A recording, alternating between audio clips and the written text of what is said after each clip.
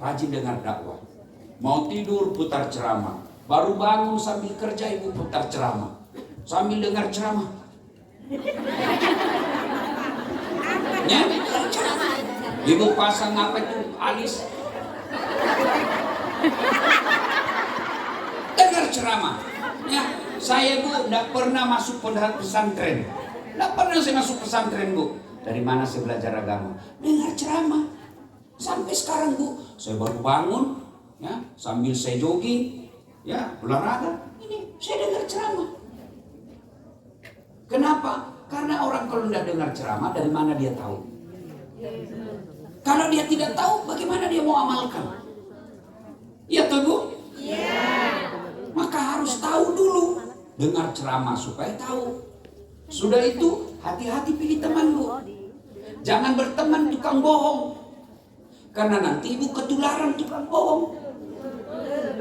Jangan berteman dengan orang suka selingkuh. Nanti ibu diajari. Begini caranya, begini caranya. Ya, jangan ke tempat-tempat maksiat. Karena nanti ibu terbiasa. Ya, lalu yang keempat, banyak-banyak berdoa. Doanya ibu semua sudah hafal. Rabbana Hablana Rabbana Hablana la tuzigh Qulubana qulubana ba'da idh hadaitana wa hab lana rahmatan innaka antal innaka. wahhab. Itu hafal semua. Ya, tapi itu doa bu bukan dihafal. Doa itu bukan beli buku lalu kita hafal. Berdoa itu curhat. Curhatnya seperti kalau ibu sampaikan isi hati kepada kawan. Ya, curhatnya bu ada masalah rumah tangga, ibu jangan cerita ke teman, cerita ke Allah. Kenapa kalau cerita ke teman pasti bocor? Ember bocor. Sudah disebut aku cerita ya. Ini rahasia rumah tangga saya. Aku cerita malu saya. Enggak bakal bocor. Sudah dikasih tahu, dia pergi sama teman kos. Jangan kau ngomong. Ini rahasia ya. Hanya kau sih kasih tahu ini, jangan ngomong. Ini sudah dikasih tahu, dia pergi lagi. Jangan kau ngomong-ngomong. Akhirnya satu Hongkong tahu rahasia kita. Makanya ojo cerita-cerita nek. Nggih? Nggih. Masa dia kasih bocor Ustaz? Itu kan masih sepupu sama saya. Siapa Abu Sofyan? Abu Sofyan itu sepupunya Nabi. Ah, masa dia cerita Ustaz? Nggak mungkin dia jahat. Itu kan masih saudara bapak saya Ustaz. Siapa Abu Lahab? Pamannya Nabi, saudaranya itu bapaknya Nabi. Masa itu Ustaz? Masih sama kandung sama saya itu Ustaz. Saudara kandung saya. Siapa yang dorong Nabi Yusuf masuk sumur? Saudaranya. Makanya ojo cerita. Ya wes. Nggih? Boleh cerita? Boleh. Dalam tahajud. Ya Allah, Engkau larang saya mengeluh kepada manusia, maka aku datang mengeluh kepadamu. Ya Allah, Engkau larang saya cerita kepada hambamu, maka aku datang sebagai hamba bercerita kepada Tuhan. Ibu kalau ada masalah jangan lagi bilang, ya Allah besar betul masalahku. Ganti, ya masalah besar betul Tuhanku. Toh, ya, nah itu kesimpulan cerita tadi, ceramah tadi. Nah sekarang kita lanjut cerita. Tapi ternyata banyak juga setan sini ya. Ya, setannya bukan pocong, HP. Mana mau dengar ceramah kalau ibu sibuk? Sudah dikasih tahu masih dipegang juga itu HP. Enggak. Cuma dulu HP-nya Bu ya, dengar ceramah ya. Ya, Bu. Maka Nabi bilang begini, rahasia yang jangan cerita ke orang lain. Kalau kamu mau dirindukan surga, ini 4 bekalnya seorang perempuan. 1, Rajin dengar. aqimis shalah. dirikan sholat. Nih, banyak ibu-ibu, kenapa Nabi pesan sholat? Ya, kenapa perempuan selalu diingatkan soal sholat? Karena perempuan potensi melalaikan sholat kapan? Nih, wujud. Satu, setelah kenapa belum sholat? Kata suaminya, biasanya kamu cuma 5 hari. Ini sudah 7 hari belum juga kau sholat. Belum bersih bang. Masih ada sedikit-sedikit. Kata suaminya, kau bohong. Apa bohong? Saya kasih lihat. Ya, ibu-ibu ketawa karena ibu pelakunya kan? Fakta. Ya, apalagi perempuan banyak tidak sholat. Kalau selesai melahirkan, nipas katanya 40.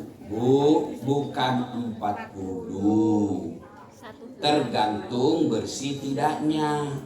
Ada orang nipasnya 50 hari, ada yang 20 hari, tergantung bersihnya. Jangan pakai standar 40. Ternyata ibu sudah bersih di hari ke-25, tunggu sampai 40. Berapa hari ibu lalaikan sholat? Ya, jadi kalau bersih di hari 20, boleh sholat. Bagaimana kalau saya haid Ustaz? Malam masih haid. Begitu pukul 5 bersih. Maka ibu wajib mandi bersih, wajib sholat subuh. Jangan tunggu bersih dia duhur, dia bilang katanya harus subuh Ustaz. Sekalinya subuh kesiangan. Dan sudahlah kita tunggu lagi besok subuh Ustaz. Tak boleh begitu. Ya, katanya Ustaz, katanya siapa? Ini banyak ibu-ibu selalu tanya saya, katanya siapa? Katanya siapa? Kata temanmu ulama apa tidak? Jangan percaya. Bicara agama, tanya ahlinya, ulama. Jangan sama ibu yang tidak pernah sholat. Oh, tidak penting sholat. Yang paling penting itu hatimu dong. Dia bilang betul, saya setuju, karena dia juga tidak sholat. Kapan lagi perempuan banyak tidak sholat? Potensi tidak sholat. Kalau ada pengantin. Lagi lewat. Tur. Oh, gara-gara dandan. Bu, saya lihat di sini, selama saya ada di sini, saya bilang, pantas itu alat kosmetik laku betul di sini. Sepertinya semua perempuan orang sini, yang lokal sini, saya lihat semua pakai kosmetik. Tidak pakai kosmetik. Jangankan perempuan, laki-lakinya pun pakai kosmetik. Iya toh? Saya tidak bisa bedakan ini perempuan atau laki-laki. Kalau laki-laki kita orang Indonesia kan tentara jantan gitu kan. Iya toh? Gara-gara make up tidak sholat. Ya? Alisnya dikasih tebal. Sekarang banyak perempuan palsu. Pipinya biru, palsu. Alisnya tebal, palsu. Bibirnya merah, palsu. Pantatnya gabus, banyak palsu. Inilah dia dempul mukanya, masya Allah, banyak sekali sini. Putih mukanya, hitam lehernya. Pakai lagi jilbab sakaratul maut. Ibu tahu jilbab sakaratul maut? Ada itu yang macam-macam, ada dulu dilipat-lipat kainnya di sini, dililit-lilit, ya kan? Ada di sini kayak kering-keringnya, 3 lapis, kuning, biru, dikasih miring lagi sini, setengah, kayak ada pohon-pohon juga di belakang, ya kan? Nah, tibalah waktu sholat, ayalah sholat. Kata kawan ibu kan tiap bulan ikut pengajian. Sudah masuk waktu sholat ibu. Kok tidak pernah tidur? Ya tiap minggu lah terserah. Ibu ini selalu pengajian. Ini sudah mau asar ibu belum sholat duhur. Jilbab saya susah pakai. Ini budak saya ini disibuk bele-bele.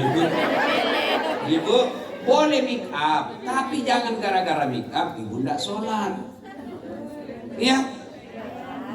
Bagaimana caranya Ustaz kalau kita mau make up? Caranya ibu wudhu dulu, baru make up. Sudah itu tahan kentut. Musim dingin lagi. Biar ibu sudah wudhu, make up, batal. Tapi nggak keluar semua Ustaz. Tetap batal. Ibu? Batal ya. Jadi kalau makanya ibu-ibu, ada orang dia sudah wudhu, sudah make up, masuk waktu sholat, dia sholat, tapi wudhunya tertolak. Kenapa? Karena wudhunya setengah-setengah dan bedaknya terlalu tebal. Dia wudhu cuma begini.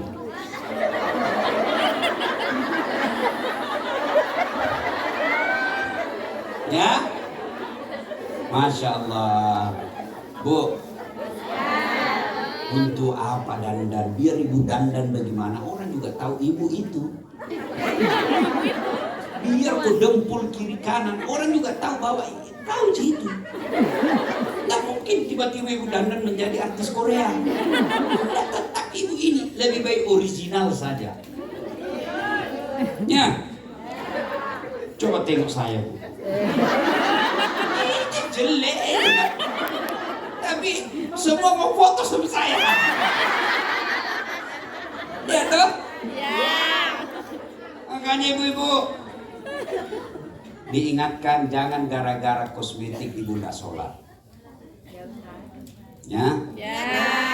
Ibu? Ya. Kalau ibu nggak sholat, dengar baik-baik. Yang malah sholatnya, dengar. 1. Buka Al-Quran surah Al-Hajj ayat 47. Di situ Allah jelaskan, 1 kali ibu nggak sholat, 1 hari di neraka. 1 hari. Masih ringan itu kita pikir, maghrib sampai pagi. Itu ukuran dunia. Tapi menurut ukuran akhirat, 1 hari itu bu, 1000 tahun dunia.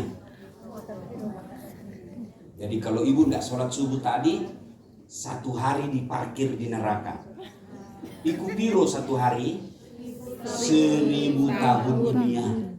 Wih, lama betul Ustaz.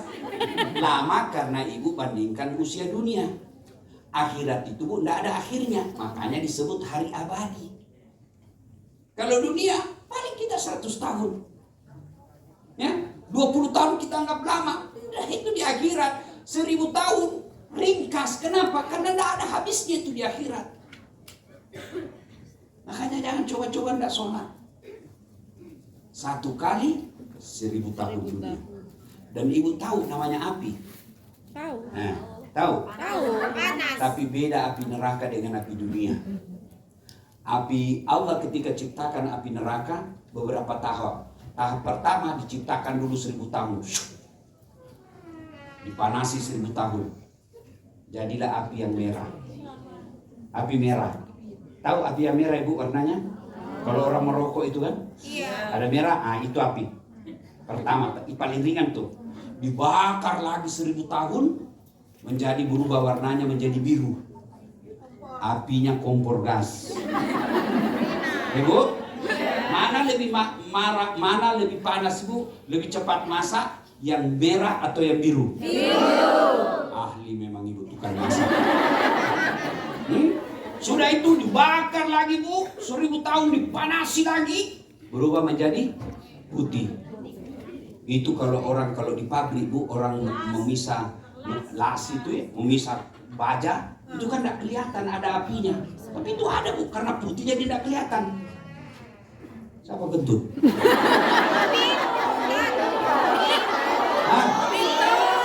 Oh pintu, saya kira kentut apa? Ya, sudah itu bu, dipanasi lagi 1000 tahun, akhirnya menjadi hitam. Itulah api neraka. Dan kata Nabi, seringan-ringan hukuman neraka Diletakkan kerikilnya neraka di kakinya. Saking panasnya mendidih sampai ke otaknya. Itu yang paling ringan. Nah, ibu kalau tidak sholat 1 kali, 1000 tahun tuh diparkir di neraka. Maka hati-hati. Itulah sebabnya sehingga agama kita mengharuskan sholat meskipun keadaan apapun. Sesulit, sesakit, serupa apapun, sholat. Saya sibuk Ustaz. Masa tidak punya waktu 5 menit? Tidak mungkin. Kita dilarang sama bos. Ibu carilah tempat. 5 menit saja. Buru-buru Ustaz. Boleh ibu tidak baca surah pendek Al-Fatihah saja. Boleh. Mau baca surah pendek 1 ayat saja. Waladhdallin, amin, bismillahirrahmanirrahim, Yasin, Allahu Akbar. Jangan ketawa, saya serius ini. Boleh bu, boleh. Karena membaca surah pendek hukumnya sunnah. Yang wajib Al-Fatihah. Karena buru-buru 1 kali saja. Subhanallah wa bihamdi, Allahu Akbar. Masih buru-buru, enggak usah baca, yang penting ruku. Benar ini bu, saya tidak ajar salah ibu-ibu. Itulah sebabnya tidak boleh ada alasan tidak sholat. Apalagi? Ustaz, saya sakit apapun boleh ibu sholat. Saya sariawan, sholat sariawan.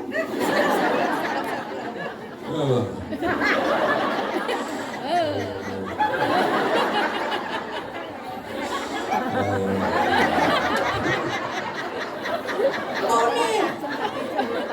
Apa lagi? Apa lagi? Saya tidak hafal Ustaz. Jangan putus asa. Beli buku tuntunan sholat. Nggak ada dijual di Hongkong. Ibu baca di upload di YouTube ada. Bacalah itu. Allah.